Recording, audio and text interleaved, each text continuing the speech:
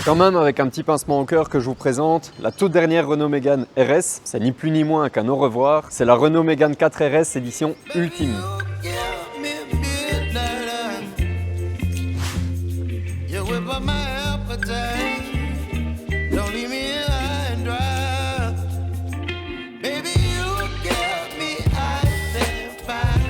La fin d'un mythe, mais sûrement pas la fin de son histoire. La Renault Mégane RS Ultime est sortie début 2023 et elle n'était proposée qu'à 1976 exemplaires. Et spoiler, elles ont toutes été vendues. Mais alors, pourquoi seulement 1976 exemplaires? Eh bien, laissez-moi vous raconter une petite histoire. 1976, ce n'est pas qu'un chiffre, c'est surtout une année, l'année de la création de Renault Sport. À l'époque, Alpine et Gordini, qui appartenaient toutes deux à Renault, faisaient leurs activités chacune de leur côté. Dans un souci de facilité, Renault fit fusionner les deux marques, afin de devenir Renault Sport, tout simplement. En fait, à partir de ce moment-là, les choses vont radicalement changer pour le groupe français qui allait, sans le savoir, dominer sur tous les tableaux. À partir de 1977, Renault est engagé en Formule 1 jusqu'en 1985.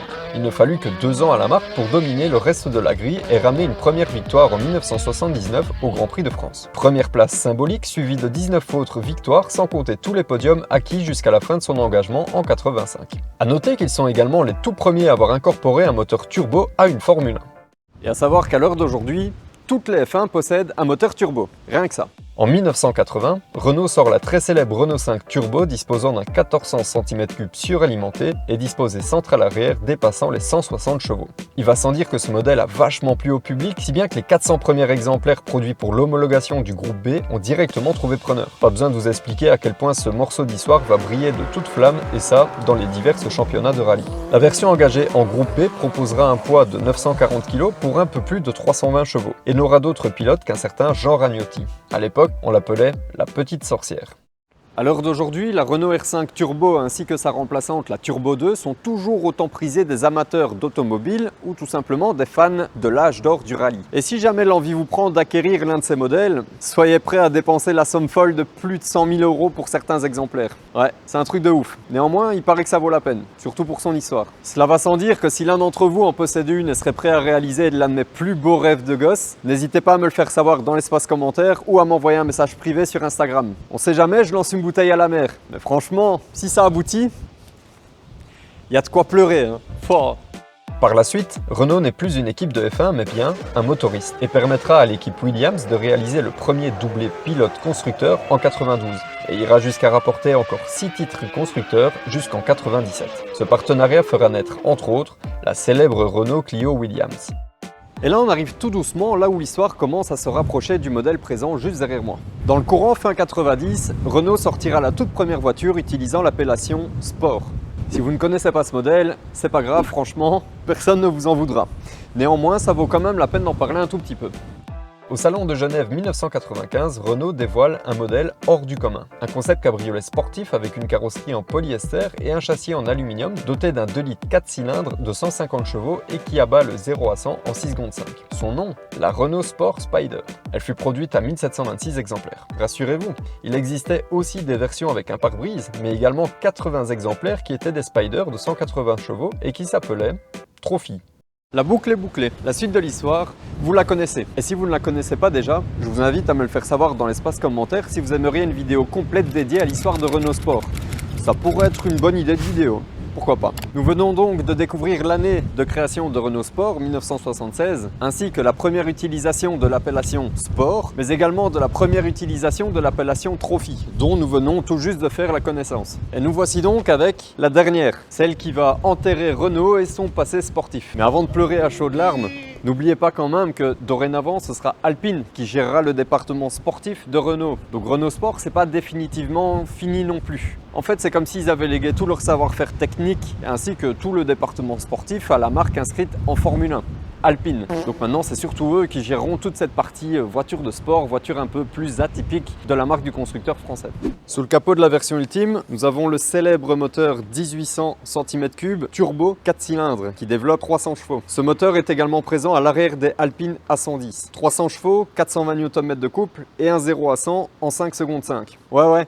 Restez bien jusqu'à la fin. En fait, vous remarquerez qu'à part certaines modifications, surtout visuel, en fait, il n'y a pas grand-chose qui change entre la version ultime et celle sur laquelle elle se base, la version Trophy. Globalement, c'est le même moteur, c'est le même châssis, c'est les mêmes freins. Sur ce point-là, c'est un peu triste. Autre point que je trouve un petit peu regrettable sur cette version ultime, c'est qu'elle n'était disponible qu'en version boîte automatique EDC à double embrayage. Pour les perfs, c'est le top, je dis pas le contraire. Néanmoins, pour le plaisir de conduite, une petite boîte manuelle, ça fait jamais de mal non plus. Au niveau des gommards, là par contre, ils n'ont pas déconné. On a des magnifiques jantes Fuji Light en 19 pouces et ces jantes, normalement, c'était une option sur la version Trophy. Ici, c'est d'origine. Et pour les pneus aux 4 coins, on a des Potenza S007. Ce sont des pneus qui ont été développés spécialement pour la Renault Mégane 4 RS. On les reconnaît car ils ont des tout petits logos en forme de losange qui sont en fait le même logo que celui de Renault Sport. Je sais pas combien ça coûte une paire de pneus, mais il y a moyen de les échanger contre une paire de couilles à mon avis. Pour avoir pu faire un essai et avoir pu comparer la Honda Civic Type R FL5 et que maintenant que je vois cette Renault Mégane 4 RS en vrai, je dois quand même avouer que la Mégane a un charme que la Civic n'a pas. Sa face avant est bien plus agressive.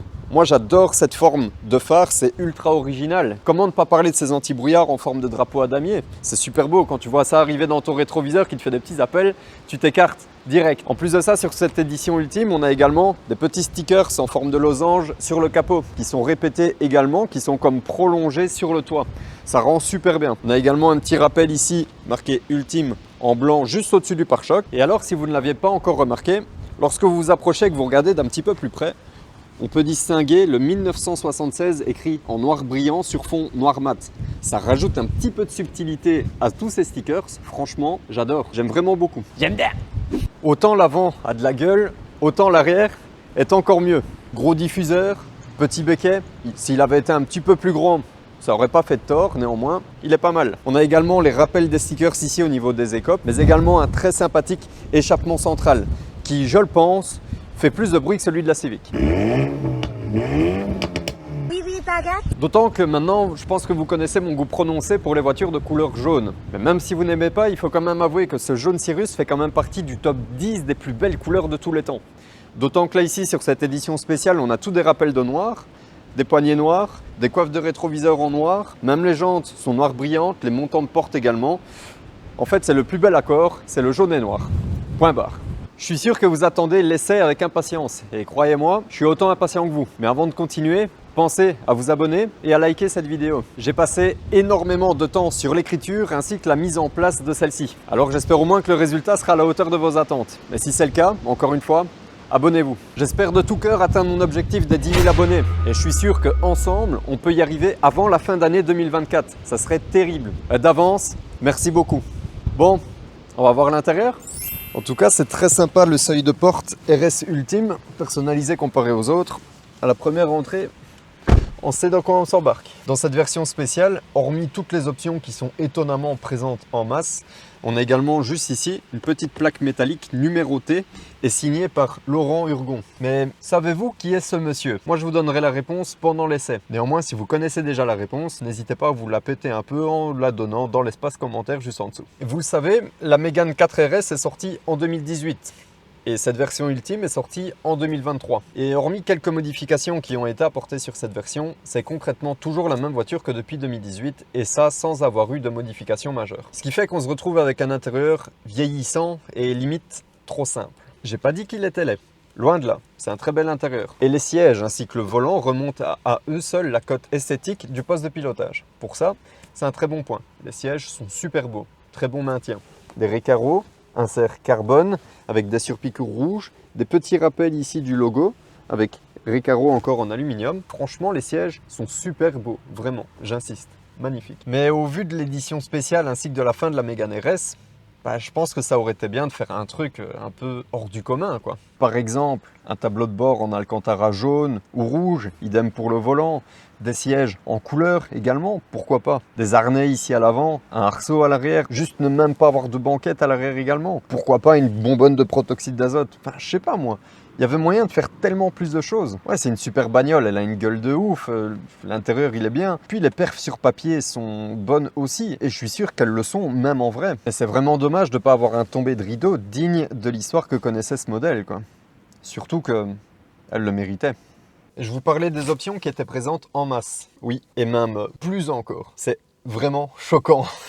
C'est choquant de ouf, autant d'options dans cette bagnole. Caméra de recul, aide au stationnement à 360 degrés, écran digital avec RS Monitor, mais également affichage tête haute, sound system Bose complet, ainsi que des inserts en carbone un petit peu partout dans la voiture. Sans oublier la climatisation automatique, le Line Assist, l'assistance au frein, le bouton SOS, tout le bordel, etc., etc. Enfin, des options en veux-tu, en voilà. Vous pouvez également avoir cette version avec un toit panoramique qui était une option à partir de 900 €. Ouais. Pourquoi pas. Quant aux couleurs, elle était forcément disponible dans le jaune Cirrus comme celui-ci, mais également dans le très sympathique orange tonique, et tout ça pour la modique somme de plus ou moins 2000 € l'option.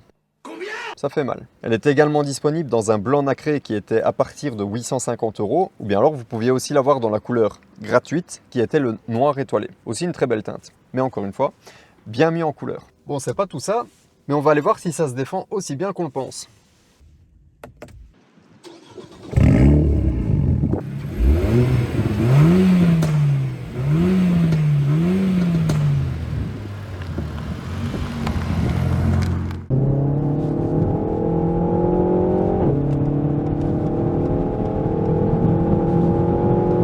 Pour dépasser, on se pose pas la question. Hein. Waouh, clignoteur, accélérateur, dépassement. Bon bah, j'étais là en train de me balader dans le RS Monitor et je me rends compte qu'en fait il y a un stress. Donc comme on dit Renault, à chaque jour son problème nouveau. Ben là en l'occurrence, voilà. Accélérateur 100%. C'est pratique. Et même pour la température d'eau, ça me dit que la température d'eau est à 215 degrés sur 130 degrés maximum. Ok.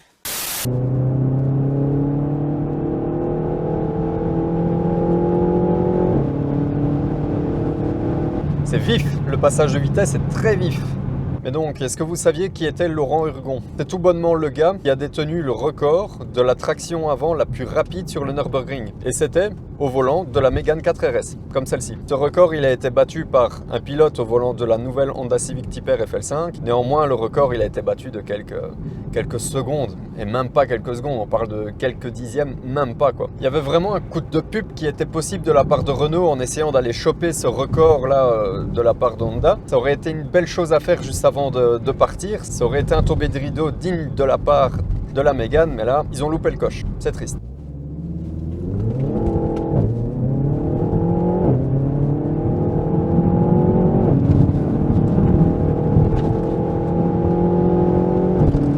C'est parce qu'on freine qu'on ralentit, parce que tu gardes ton pied sur l'accélérateur, juste tu regardes devant, tu passes les vitesses quand il faut, ça monte quoi, elle s'essouffle pas. C'est ça la limite que je reproche un petit peu dans les voitures automatiques, c'est qu'elles sont tellement simples à rouler, ça ne rend pas cette expérience de conduite authentique telle qu'elle devrait l'être. En l'occurrence là tu tapes une accélération, ben là tu devrais te dire waouh, faut lâcher quoi.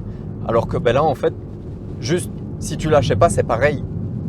Il n'y a aucune peur, on ressent pas vraiment d'authenticité, de peur dans cette voiture. Même tu prends un virage vite, quand tu es conducteur, je sais pas en tant que passager, mais quand tu es conducteur, tu le ressens pas autant que si tu étais au volant d'une voiture sans assistance, manuelle, etc., que ça fait du bruit de ouf, que tu as l'impression que tu vas t'envoler, que tu vas te décoller dans un virage. Là, c'est pas le cas du tout, quoi.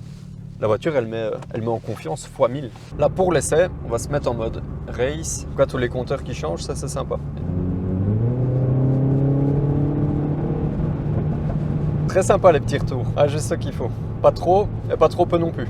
On a également plusieurs modes de conduite qui sont possibles. On a le mode safe, qui forcément, par son nom l'indique, ça c'est le mode le plus économique de carburant, celui dont la pédale est la moins réactive. Vous avez forcément moins de chevaux aussi qui sont développés. Donc ça, c'est le mode safe, basique. Ensuite, on a le mode régular, qui est le mode un peu plus de la vie de tous les jours. Celui-là, c'est le mode que logiquement, vous êtes censé utiliser en temps normal. Ensuite, vous pouvez passer sur le mode sport. Et là, directement, on sent dans la direction, la direction qui devient plus rigide. Déjà, ce qu'il va faire, c'est vous mettre tout le temps un rapport en dessous. Donc là où vous serez en 6e avec le mode régular, directement que vous vous mettez en mode sport, elle rétrograde, elle vous met en 5e. Là en l'occurrence je suis à 2000 tours minute à 70 km/h et elle me laisse en 5e là où tout à l'heure j'étais en 6e. Donc là forcément c'est beaucoup plus réactif, elle envoie beaucoup plus de couple, beaucoup plus rapidement. Ensuite l'échappement, forcément l'échappement est plus libre, l'échappement est libéré, il fait plus de bruit. Et il fera également des retours. Puis lorsque vous vous mettez en mode race, vous pouvez vraiment modifier tous les paramètres. Là le mode Fort Control, vous pouvez le mettre en mode race. Là vous aurez un mode qui sera beaucoup plus vif. L'accélérateur,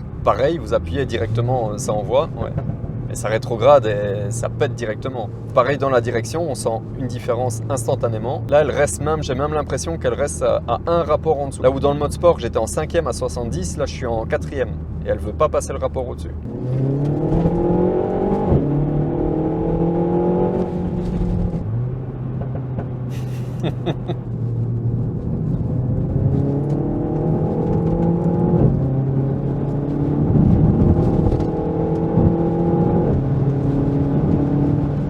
Et ça freine, hein. Ça freine vraiment bien même. Au niveau du châssis, j'en ai pas encore parlé, mais il y a vraiment un travail de ouf qui a été fait ici. Sur les roues avant, forcément, vu que c'est une traction, on a un différentiel Torsen.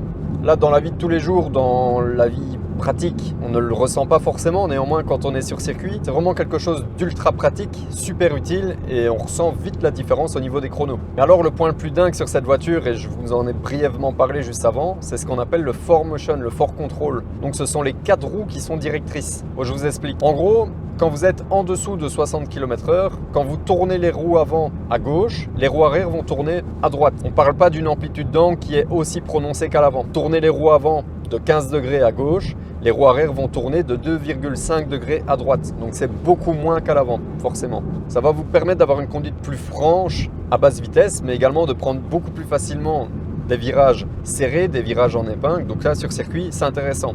Mais également, dans la vie de tous les jours, quand vous faites vos créneaux, que vous faites des manœuvres, que vous faites des demi-tours ou quoi que ce soit, ça va beaucoup plus vite, c'est beaucoup plus rapide à faire. Vous devez moins tourner le volant pour que la voiture tourne. Donc ça, c'est pratique. Mais également, quand vous êtes au-delà de 60 km/h, le 4Motion fait également son rôle. Là, à ce moment-là, au-delà de 60 km/h, les roues arrière ne tournent plus dans le sens inverse des roues avant. Là, elles vont tourner dans le même sens. Donc là, si vous tournez vos roues avant à gauche, les roues arrière vont tourner à gauche également. On n'a pas une amplitude d'angle qui est aussi prononcée que pour les roues avant. Et c'est encore moins que lorsque vous étiez en dessous de 60 km/h. Là, pour 15 degrés d'angle à l'avant, vous êtes à 1 degré d'angle positif à l'arrière. Mais là, encore une fois, ça vous permet surtout sur circuit de pouvoir rentrer dans des virages beaucoup plus rapidement et de passer dans ce même virage beaucoup plus vite que si vous n'aviez pas ce système. Et ça vous permet également de limiter le sous-virage à haute vitesse. C'est pratique aussi bien à faible vitesse qu'à haute vitesse. Je suis d'accord avec vous, ça fait quand même beaucoup de technologie pour peut-être pas grand-chose. Ça, le seul moyen de le savoir, c'est en voyant les chronos.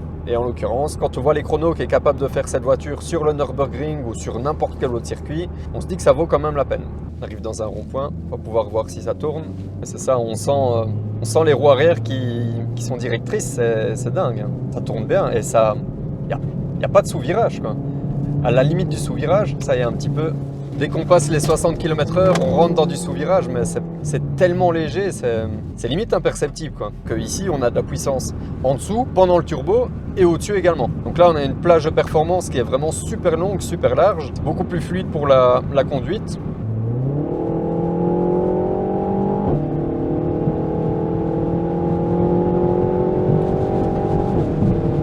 Et elle met en confiance, hein. À fond sur l'accélérateur dans un virage, à l'aise. Franchement, c'est même limite super con en fait. Ouais, au final, c'est une super bagnole. Ça roule vraiment bien, excellent moteur, ça pousse de ouf. Le châssis, c'est pareil, on n'a pas pu l'essayer dans le meilleur des conditions. Le top, ça aurait été sur circuit. Néanmoins, là, sur le peu que j'ai pu l'essayer, c'est vraiment top. La carrosserie, elle est super belle, quoi. En plus, dans cette teinte ici et dans la version spéciale comme celle-ci, elle est vraiment top. Perso, moi, j'adore cette bagnole. Super belle. On la voit en photo, on se dit déjà, c'est pas mal du tout. Mais quand on la voit en vrai, il y a vraiment de quoi tomber amoureux. Pour de vrai. Mais encore une fois, c'est vraiment dommage de la faire partir de cette façon, quoi. Ça aurait été bien de pousser encore plus ce point de modifier la bagnole pour que ce soit la dernière version, pour que ce soit vraiment la version ultime en définitive. À savoir que la version ultime coûtait 4000 € de plus que la version de la Mégane 4 RS Trophy. À ce moment-là, si toutes les options avaient été enlevées, elle aurait sûrement coûté moins cher, ou peut-être même le même prix. Mais dans ces cas-là, elle aurait été beaucoup plus radicale. Là, elle serait peut-être partie d'une excellente façon. Et vu qu'on n'aurait pas eu toutes ces options, toutes ces assistances, etc., la voiture aurait été plus légère, plus performante et par conséquent plus rapide. Et donc, très probablement que le chrono sur le Nürburgring aurait été repris très facilement. Et là, le coup de com', le coup de pub aurait été magnifique. Fait quand même de la peine de savoir que Renault Sport, c'est fini. C'est quand même un fameux morceau d'histoire. Ça fait quand même vachement de la peine.